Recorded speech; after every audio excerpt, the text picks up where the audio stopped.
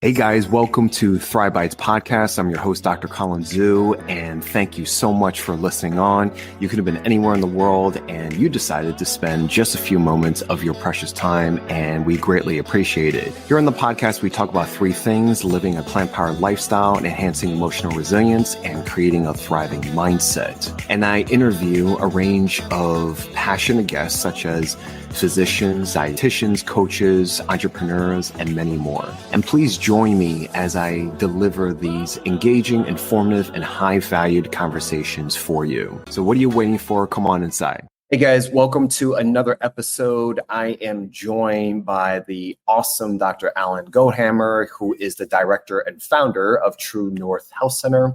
And we are diving deep, very, very deep into fasting, what it is and what is it not, different applications, and why it's such a urgent application and therapeutic management tool in terms of our breadth of chronic disease burden. So you don't want to miss this, and we'll see you inside. Okay, guys. Well, welcome to another episode of Thrive Bites podcast. I'm your host, Dr. Colin Zhu, and thank you so much for being here with us. You could have been anywhere in the world, and you decided to spend just a few precious moments with us, and we greatly appreciate it. Today, I have an amazing guest with us today, and I am so excited to introduce you to him. Today, we're going to be talking all things fasting. And so our guest for today is Dr. Alan Goldhamer, and he's the expert of using medically supervised water-only fasting. He's the founder of TrueNorth Health Center since 1984, and he has supervised fasting and care of more than 25,000 patients. That is a phenomenal achievement. And it's a very multidisciplinary center. It's located in Santa Rosa, California, and it includes doctors of many disciplines, including, but not limited to, of medicine, osteopathic medicine, chiropractic, naturopathy, and psychology. And his aim is to be able to treat patients of very wide range of conditions. And he's been able to help people such as high blood pressure, metabolic disorders, obesity, and just to name a few. He's also the author of the Health Promoting Cookbook and co-author of The Pleasure Trap, Mastering the Hidden Force That Undermines Health and Happiness. So without further ado, please welcome to the show, Dr. Goldhamer. Hello. Hello. Dr. Goldhamer, thank you so much for spending the time with us today. Are you calling from Santa Rosa? I am. I'm at the TrueNorth Health Center right now. Awesome. I definitely have to pay you a visit. You're the third person that I've interviewed from your center, and I just looking forward to pay a visit. So thank you so much for spending the time here with us today. It's my pleasure. So today we're going to be talking about your new book, Can Fasting Save Your Life? And it is such a it's a wonderful question. And it just triggers the mind in terms of intriguement, in terms of the interest that has exploded over time. And even though it's such and we'll get more into this, an ancient practice that has been practicing through various different forms across many different types of cultures and different types of formats. It's very interesting on where we're at in terms of state of health, right? And how it could potentially, contribute to this wide range of chronic diseases. So my first question to you is, can you give us a little bit of background of yourself for people that are not familiar with you? I noticed that your title is DC, and correct me if I'm wrong, is Doctor of Chiropractic, right? And we've had a wonderful family chiropractor growing up, and I love all my chiropractors growing up. And, to me, it's very different. And so, what has been your background before your current role for the past 4 decades? Well, I got very interested in this idea that health had causes, just like disease had causes. This was as a teenager.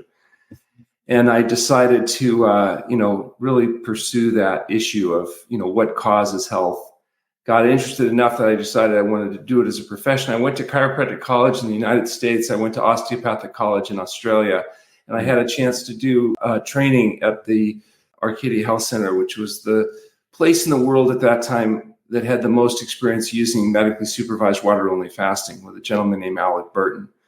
And he really showed me that, a lot of the conditions that people were suffering and dying from were reversible and treatable and manageable, unlike what I had been told growing up. In this traditional treatment of, say, for example, high blood pressure or diabetes or autoimmune diseases, you're told that you'll be on drugs the rest of your life once you're diagnosed with those conditions.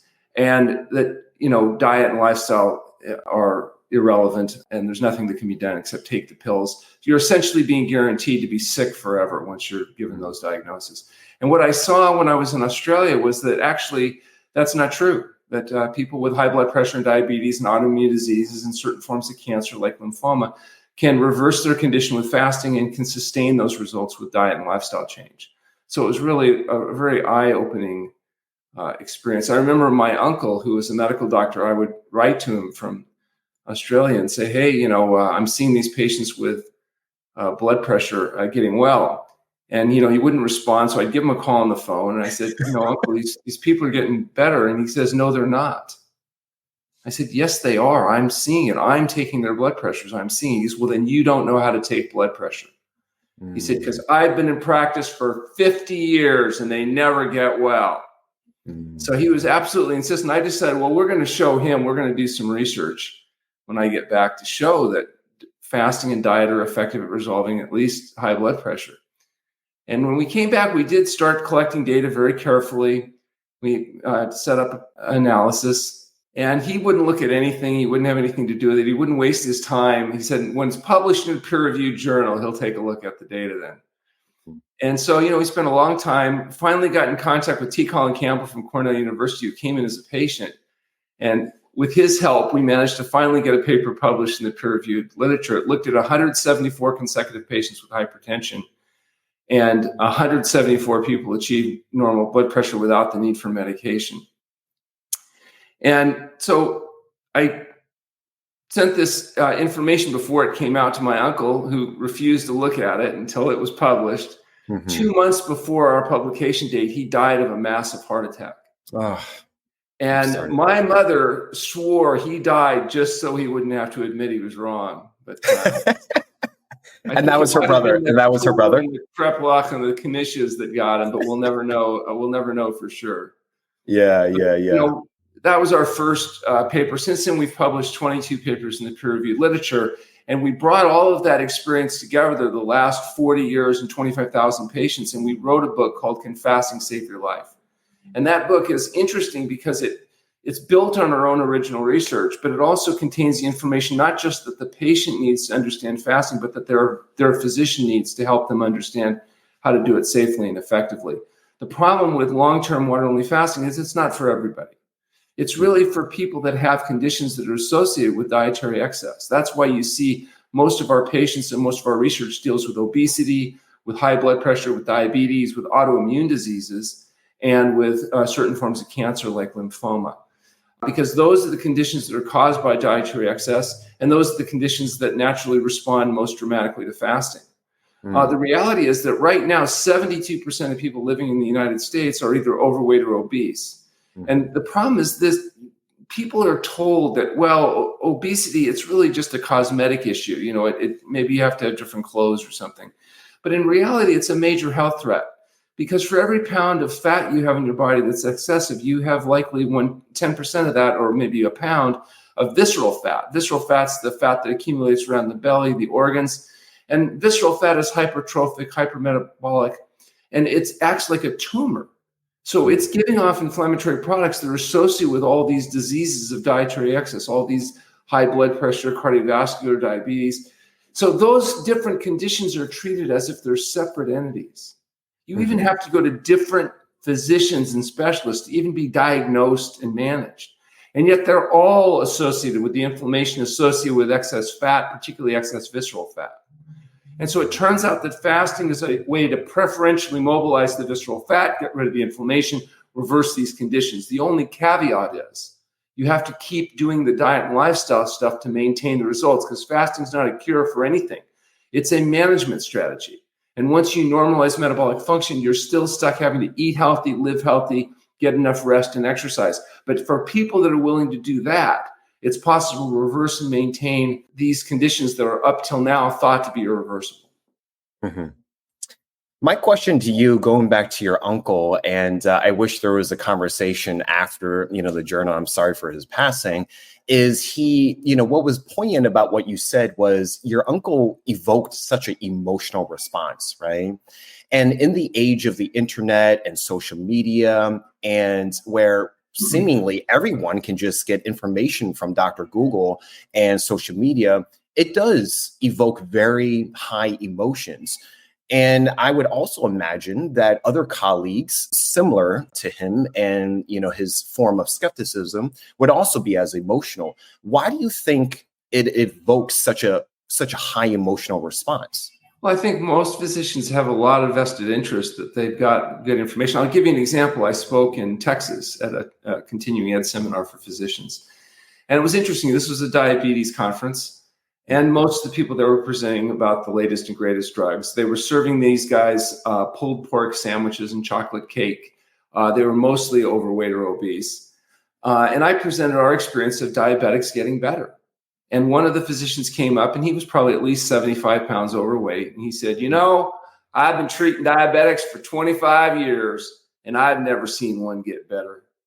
He said, maybe I should do some of this diet stuff myself. And I was thinking, if I had been in practice for 25 years and I'd never had anybody get better, I might start thinking maybe it's me. But, apparently that's not what happens, because getting better isn't even part of the paradigm when it comes to treating many of these conditions. Most physicians have no expectations of people getting better. For example, we know that it's very difficult for people to lose weight and keep it off. In fact, if you ask a typical physician using any of the standard medically acceptable techniques, what's the likelihood that a patient could lose 5% of their body weight and keep it off for 1 year? The answer is 5%.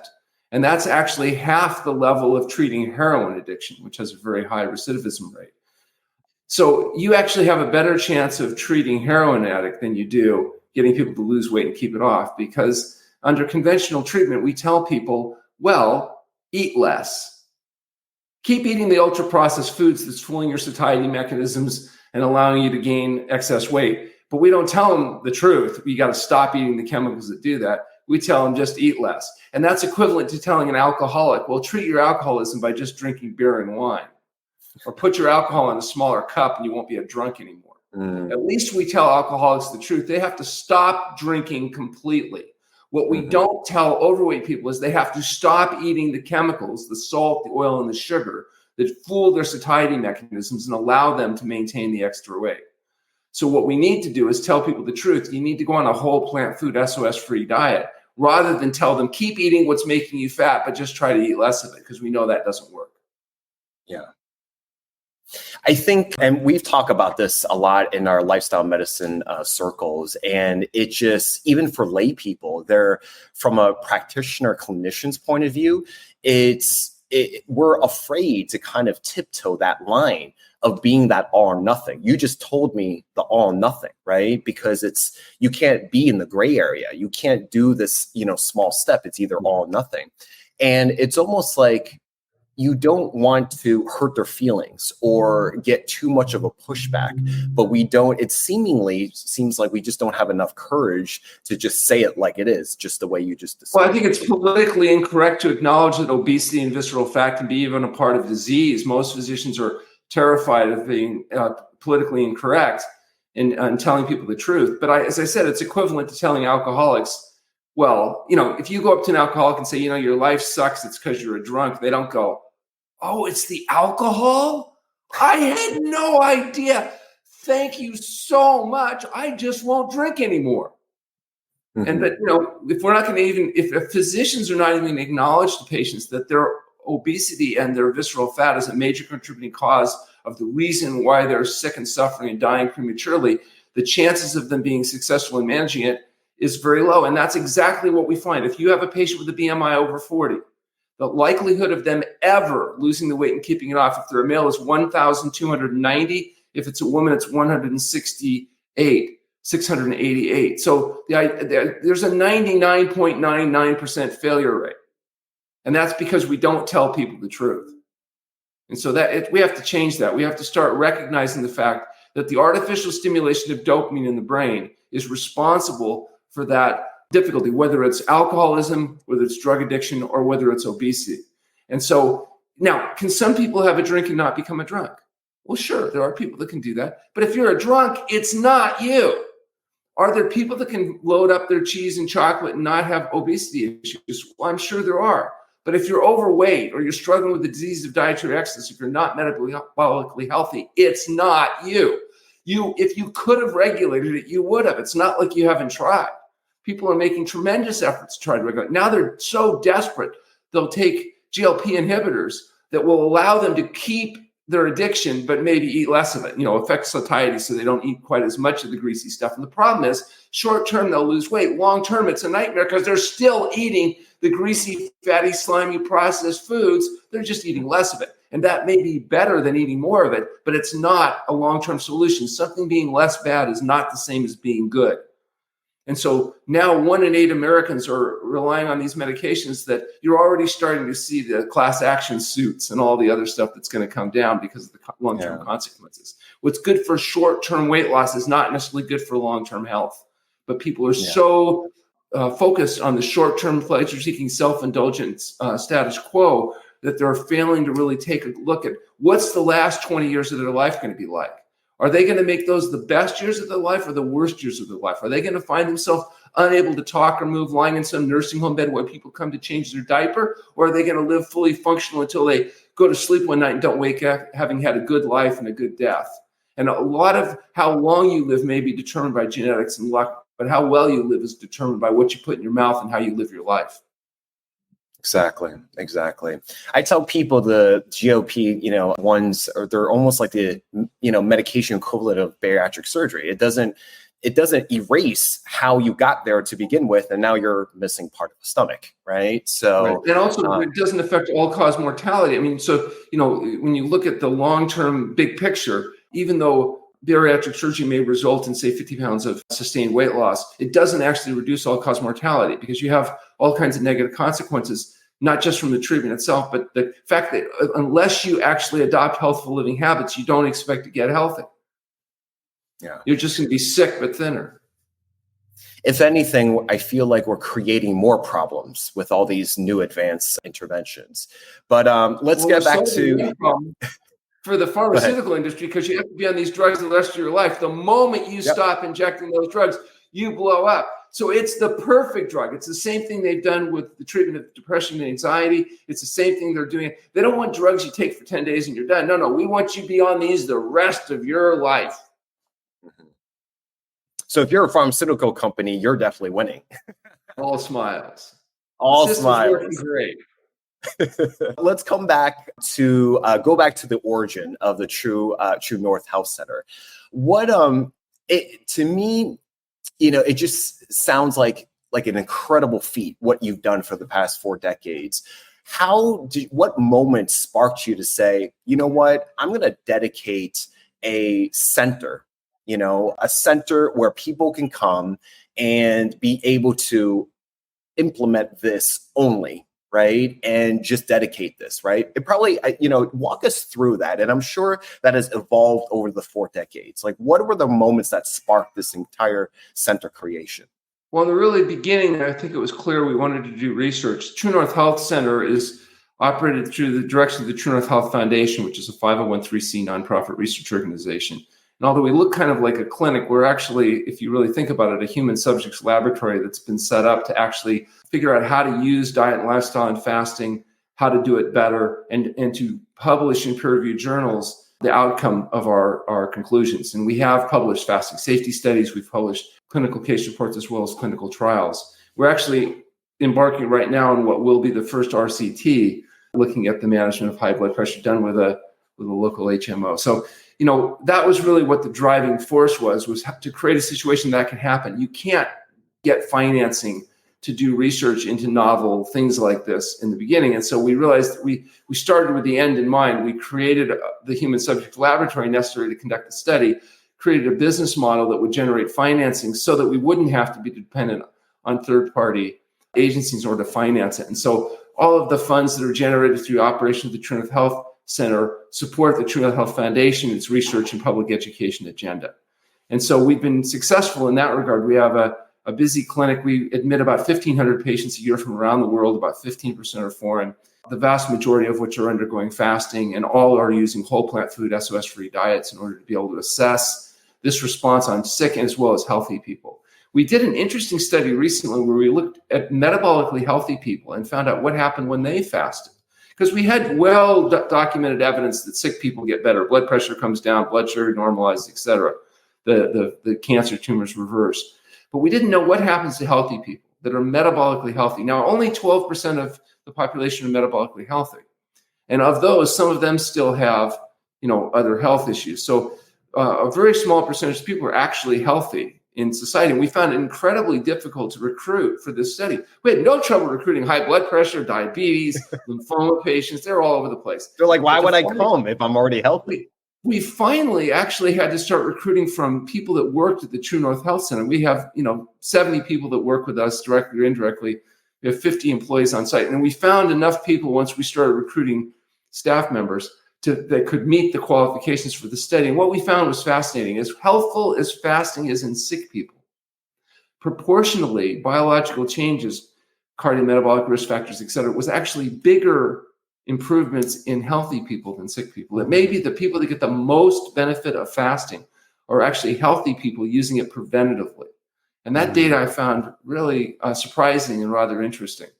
And one of the things we are doing right now is a long-term study that we're setting up, which is going to track people for the rest of their life, which really looks at people that are adopting health-promoting diet and lifestyle and do periodic fasting, do this preventative fasting every day for 12 to 16 hours and once a year for a week or two. Can they defer the debility that typically shows up in the final 20 years of life? And it's been our observation working with patients. I'm getting, 40-year follow-ups on patients. People that I started working with 40 years ago that are now, we're in their 40s and now in their 80s. And it's very interesting because the story is often very much the same. They're doing great and everybody they know is dead. And, I talk about my mom who adopted this program with us. She was 92 years old and realized she had outlived all of her friends. All 52 of her lifelong friends were dead. And she said it was getting difficult to make new friends because even people 10 years younger were still too old and sick to do the things she liked to do. And she said, Alan, you have to warn your patients. If they're going to live like this, make younger friends. And she said, and much younger, not just a little younger, or at least pick a couple friends that are health conscious so they'll be people that are left at the end. Yeah. Yeah. Because you want those same characteristics, right? It's kind of like the Okinawans with their moai, right? Is having that similar through line of characteristics and value systems and morals. Similarly, you want to keep that, right? So if you're going to be healthy and adopting healthy behavior yourself, it makes a lot of sense to have friends surrounding you with as such, so they can live as long as you do. It does create problems, though, social problems, because the better you do, the more upset some of those other people are going to be. They'll try to undermine your success, so by comparison, they don't have to feel so bad.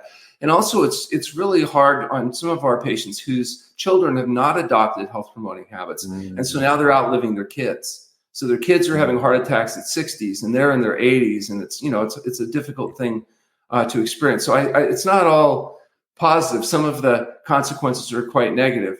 And it's because we live in a society that's designed to make people fat, sick, and miserable, not support people to be healthy and happy.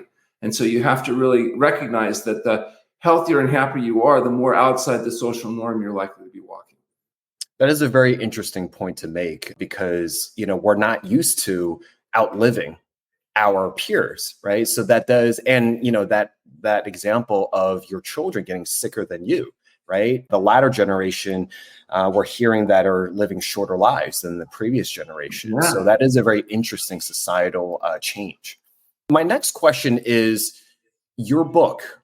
It's for now. why now as opposed to write this book 10 years ago, right? Well, 10 years ago, we didn't have the research to be able to substantiate the wild and crazy claims that we were making. So, we really needed to find out if what we thought was true. And the way you do that is you conduct clinical trials, you do research. Also, Dr. Myers, who's our director of research, who's our PhD postdoc from Columbia, is a brilliant woman, and she has an amazing skill. She can take really complex things and make them understandable. And so her writing skills were a critically necessary component to making Can Fasting Save Your Life a viable product, because it's a book that not only tells patients what they need, but it also tells their doctors what they need to understand as far as making fasting safe and effective. So I think until Dr. Myers came along, there really was no way for this to happen, because you have to have somebody that can really understand both the scientific and the clinical and blend that together. And that's really, I think, a unique component in Can Fasting Save Your Life, because it's scientifically based, and a physician reading it, a researcher reading it, realizes it's the real thing. And yet it's still understandable to a person who maybe doesn't have that intense scientific background. Yeah.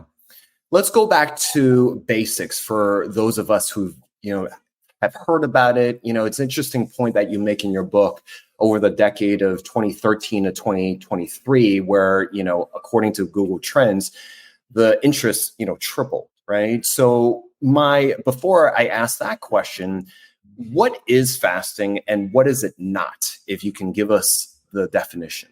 Well, the actual definition of fasting is what we're doing at the TrueNorth Health Center, which is the complete abstinence of all substances except water in an environment of rest. And clinical fasting does require rest, because if you're more active, you'll lose more weight, but it won't be more fat. It'll be lean tissue. If you are more active, you force a process called gluconeogenesis, which is the breakdown of lean tissue. And that's not what we're trying to accomplish with fasting. We want to mobilize fat, particularly visceral fat, preserve the lean tissue.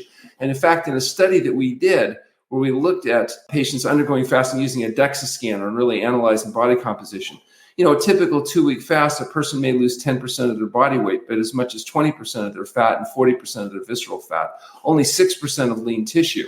And at 6-week follow-up, that 6% was fully replenished. So their lean mass was actually higher as a percentage of their base. And it was the fat and the visceral fat that continued to be burned. Now, that's assuming patients are willing to eat healthfully. Obviously, if you go back to a greasy, fatty, slimy, processed food diet, you're able to get fat again. But if you're on a whole plant food, SOS-free diet, the fat will continue to come off as the lean tissue is replenished. Whereas if you're more active, you're going to mobilize a higher percentage of lean tissue, and that's not going to be a desirable situation. So rest is an important part of fasting. And it's also, of course, for short-term fasting, intermittent fasting, most people can do this. That's not a problem. You just don't eat 3 to 4 hours before you go to bed at night. So instead of shoving your face full of highly processed foods late at night because you're tired, bored, angry, or frustrated, you go to sleep. And then when you get up in the morning, if you're trying to lose weight, you might even defer breakfast until you have a chance to do some exercise, preferentially mobilizing your fat stores. And then you eat within an 8-hour or 10-hour or 12-hour window, depending on your goals. And you eat an exclusively whole plant food diet. If you do that and you're a male, you're going to lose an average of about 3 pounds a week down to optimum weight. If you're a female, you're going to lose about 2. Because women are energy-conserving fat storage devices because they're full of estrogen, which is designed to help them survive a period of biological vulnerability called pregnancy. Turns out only females can have babies. And that biological vulnerability means that they're more efficient at storing fat. They store a higher percentage of body fat on a healthy female than what the equivalent be on a healthy male. And so they're going to, we just tell them basically you're going to work twice as hard, you're going to get half the results. That's just how it is. So it doesn't mean males can't be obese. We can be, but we do have to work harder at it than females do, just because of the biological realities. But both males and females will lose weight down to their optimum weight if they're willing to adopt a whole plant food diet, get rid of the salt, oil, and sugar, get moderate exercise, and get enough sleep. I tell patients that really the overweight is mostly about not getting enough sleep, not getting enough exercise, and not eating enough. They have to eat more, but they have to eat more low density, low caloric density, high nutrient density foods. It's the salads, the fruits, the steamed vegetables, the potatoes, rice, and beans, not the meat, fish, fowl, eggs, dairy products, oil, salt, and sugar. If we get rid of the animal foods and the processed foods, those chemicals, the salt, oil, and sugar, weight loss is not an overwhelming struggle. It's a predictable and reproducible event that occurs in very stereotypical way. Do you think, based off of what you just said, do you think it makes a difference in terms of someone being in America versus outside of America because of how we uniquely process ultra processed foods and our animal agricultural system? Well, we do a better job than anybody in the world at helping people get fat, sick, and miserable. And, if you compare the obesity rates, there are states now in the homes of deep fried ice cream that it will be, if it isn't already today, it will be shortly, the majority of people will have achieved the exalted state of obesity, where, a 5'4" person is at least 30 pounds overweight. And so it's become the rule, not the exception, because we're the kings of fast foods and we're exporting our technology all over the world. So pretty much everywhere you go now in the world, they're catching up with us. Now, granted, obesity rates in Asian countries may be as little as 3 to 6%. So in this contest to see who can get the fattest and sickest, they're losing. When it comes to being fat, we're still number one as a country. When spring comes late, I imagine we'll survive. But I don't think you can go anywhere in the world now you don't see the influence of these ultra processed foods taking place, and they have a drug-like effect. So as soon as they're introduced, they spread like wildfire. Yeah, the advent of globalization has its pros and cons. So in your book, you have listed many different formats and approaches to fasting. Intermittent fasting, 5 to 2, every other day, many different methodologies. Why water-only prolonged fasting?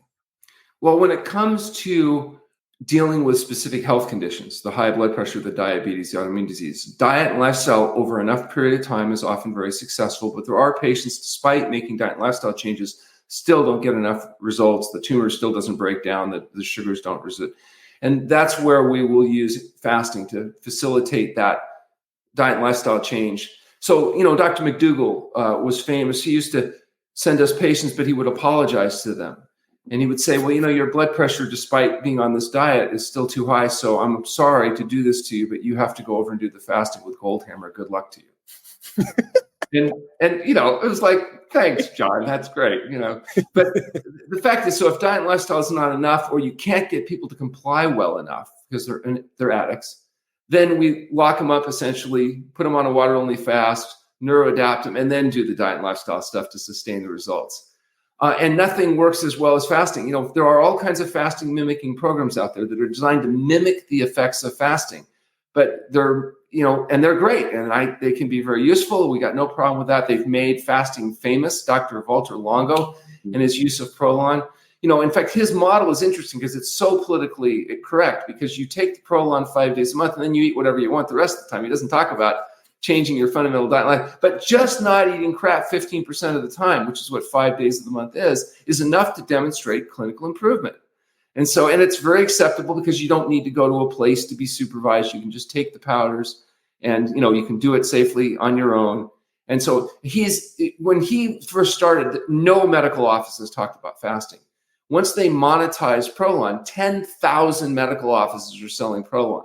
So he figured out how to get to the heart of physicians and get them to talk to their patients about this idea of trying to modify the diet. And he's done fabulous research. And he wrote a book where he said, don't ever do long-term water fasting like we do, unless you do it at the TrueNorth Health Center. Mm-hmm. And so I evaluate other researchers' intelligence based on how much they agree with me. So that book made Walter Longo a genius. So he's really done fabulous, though, in terms of getting the idea of fasting being introduced to the mainstream. Yeah. Our work is way more radical in the sense that it does require history exam, lab, and monitoring to make sure that this thing is conducted properly. So what we have introduced with our book, though, is the information that a physician would need if they want to help a patient get through a fast helpfully, safely. And we have doctors now through our remote medicine practice that are able to provide support both to doctors as well as their patients so that they can do this safely and effectively. Now, not everybody is going to be a candidate for fasting, and certainly not everybody is a candidate for remote fasting. But for those that are candidates, we've at least put the tools together so that we can broaden the appeal, because obviously not everybody can come to TrueNorth Health Center and undergo medically supervised water-only fasting. Right. Now, going back to the quote in your book, that explosion of interest over that period of time, what drove that explosion of interest? Because in your book, you talked about the history of it, going as back as 2,500 years ago from the original texts of traditional Chinese medicine, which I really appreciated because my mom's an acupuncturist. But it's been practicing for a couple of millennia, right? So why do you think there was that kind of explosion for this time period? Well, one thing is 72%, maybe as much as 74% as of today, of people have achieved obesity and overweight, and the disease of dietary excess are becoming an epidemic. People are starting to realize the conventional approach doesn't work. And as a consequence, I think they're desperately searching for alternative answers. And the internet has played a big role. I mean, I know I did a show with Rich Roll 3 years ago on fasting, and it has 4.2 million views. It still gets several thousand views a night.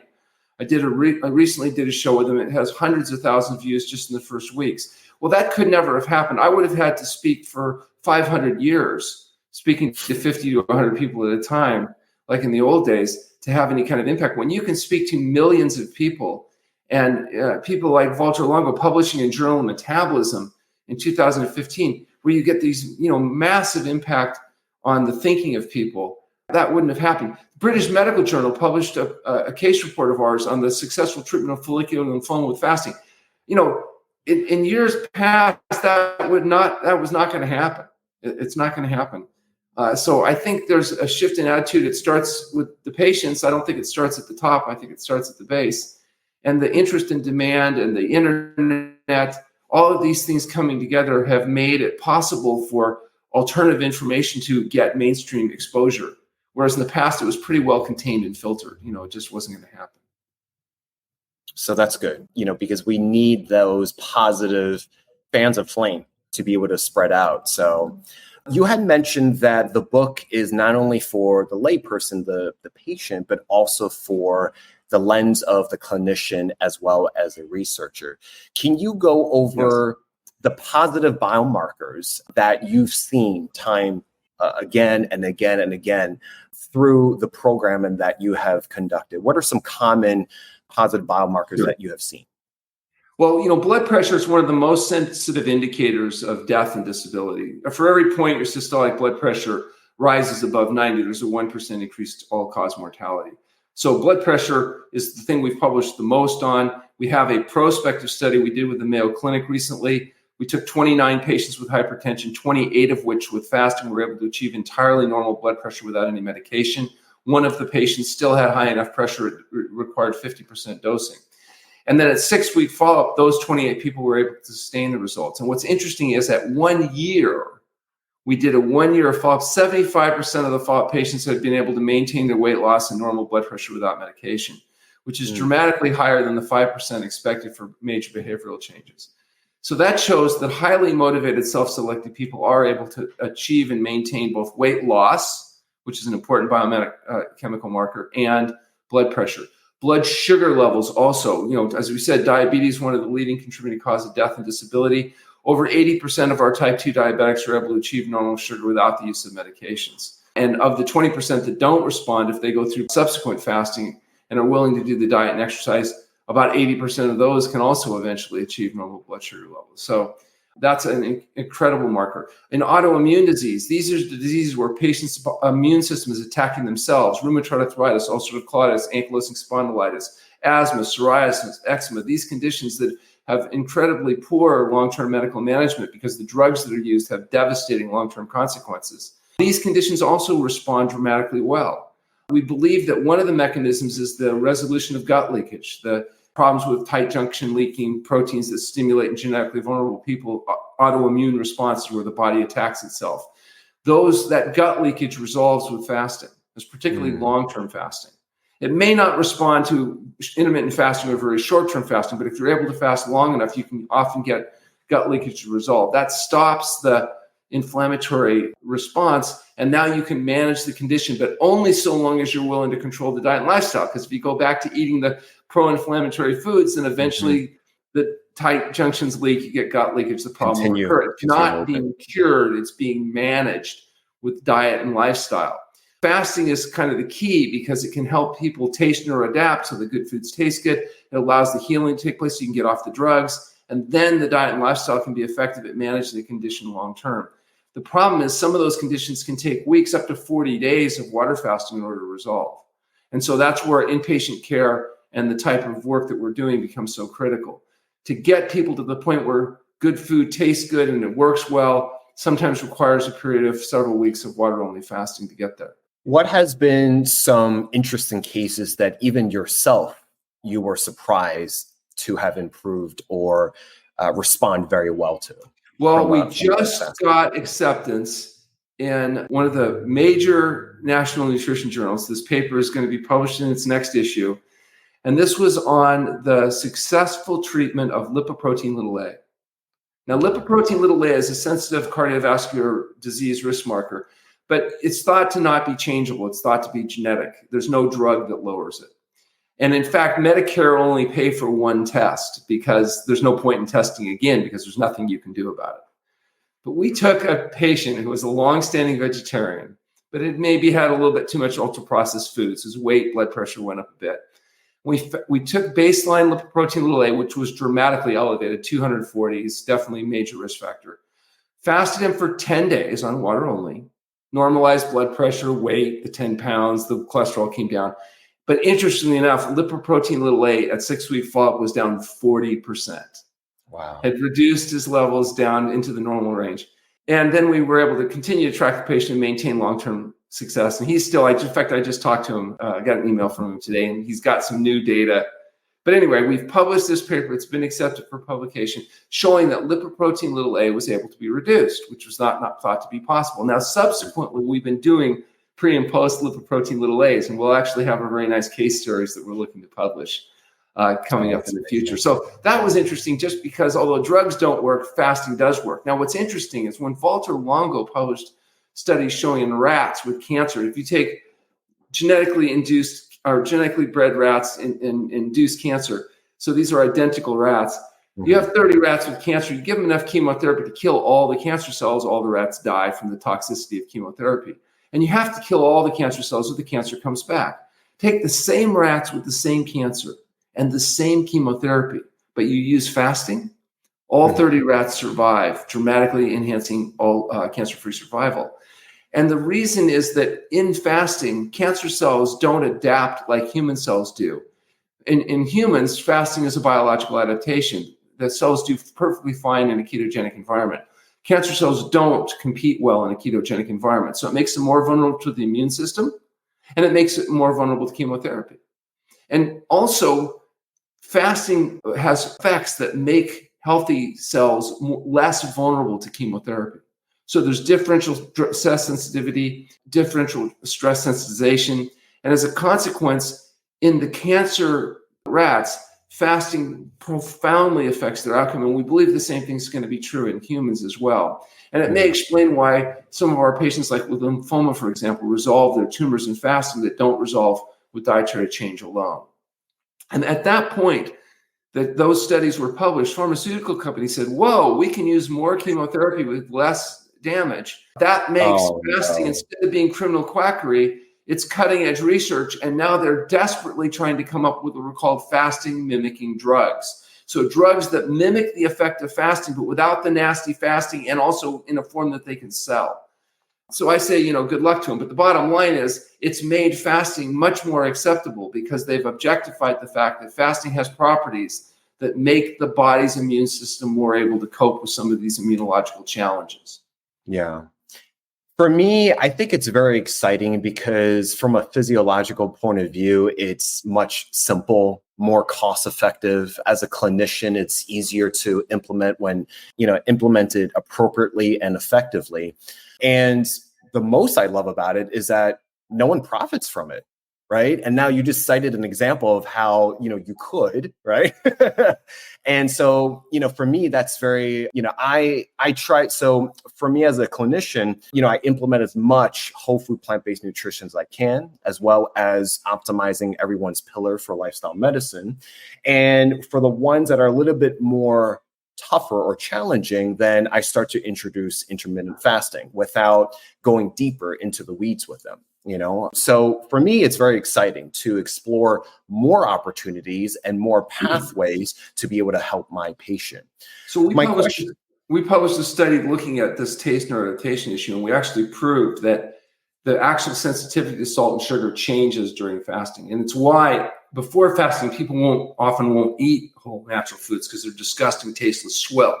But after fasting, the foods start to have appeal. And that's one of the reasons it's easier to get dietary changes after fasting, is because literally their perceptive responses have been modified by the fasting process.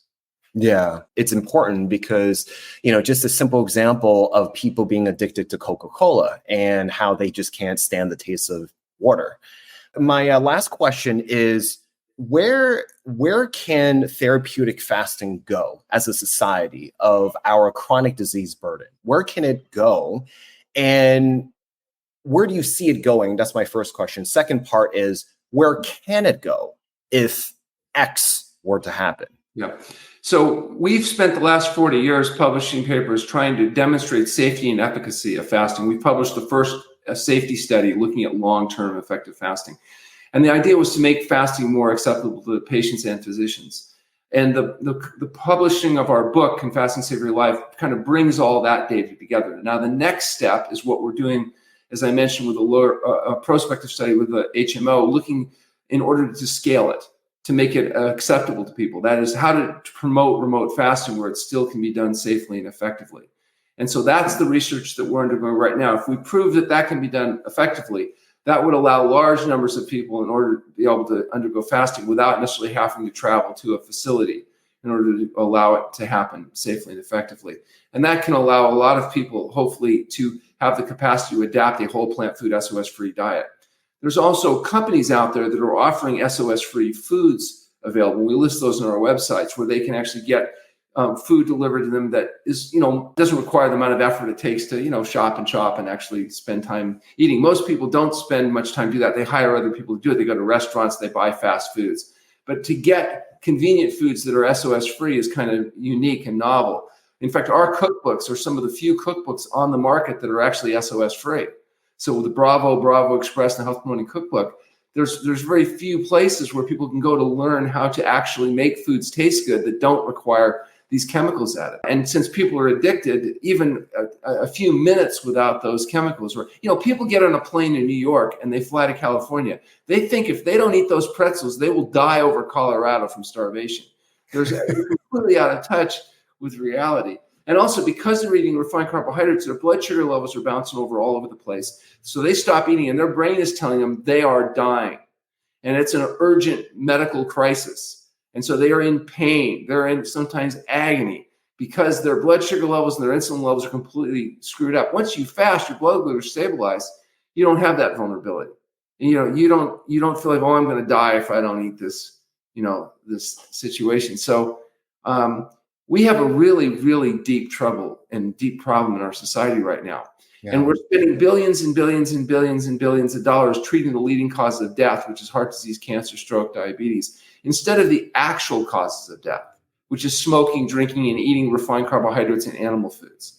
And until we shift to spending money on treating the actual causes of death, and we keep being diluted into spending money on treating the leading causes of death after they've already occurred, I don't see any really good short-term improvement.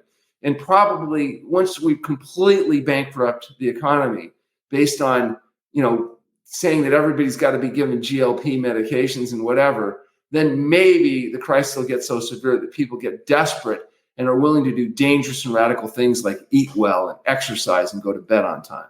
So radical. So radical. Radical means radicus. It comes from root or cause. This is radical because it's dealing with the root or cause. It means getting people back. Think about this. For 200,000 years that there's been modern humans running around, we ate whole plant foods, okay, dominantly.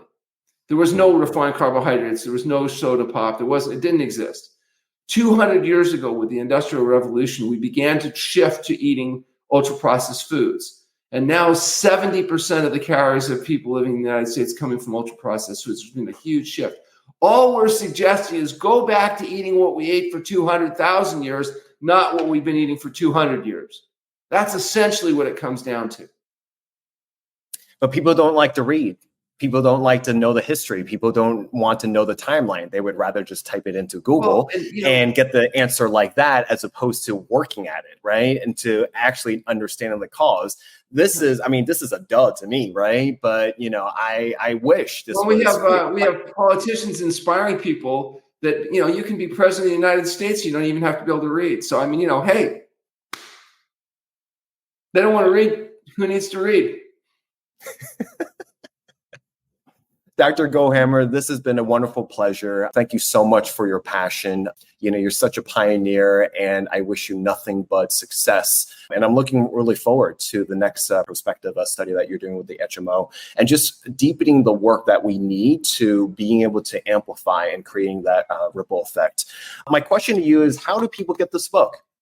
Well, they can go to their bookstore, they can go to Amazon, or they can go to our website at TrueNorthHealth.com. And it should be available everywhere. Awesome. Well, thank you, Dr. Goldhamer. It's been a wonderful pleasure. Guys, thank you so much for watching another episode. If you like this, please like, share, and subscribe. And if you feel like this was a benefit for someone else, please let them know. And until then, please say goodbye to Dr. Goldhamer. Bye. Hey guys, we hope you enjoy that episode. If you like that, please like, comment, and subscribe. And please follow us on Apple Podcasts, Spotify Podcasts, and anywhere that you listen to your podcasts. And if you felt that this was a benefit for someone else, please let them know. And we'll see you on the next one.